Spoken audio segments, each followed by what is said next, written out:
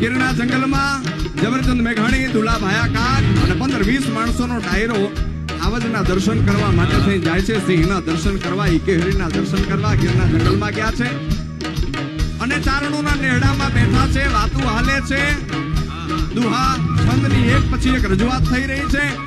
એમાં ચારણોના નેહડામાંથી અચાનક જ રીડ પડી, અવાજ આવ્યો કે હાવજ આવ્યો, ભાગજો.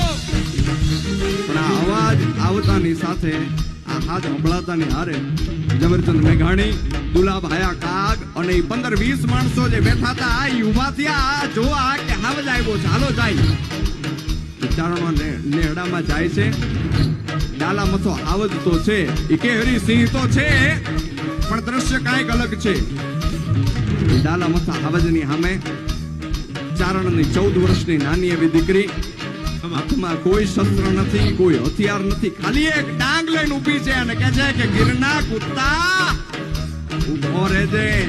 અને ઈ ડાલા મથા હાવજનું વર્ણન ઝવેરચંદ મેઘાણી ત્યારે ને ત્યારે ઈ ઘડીએ કરે.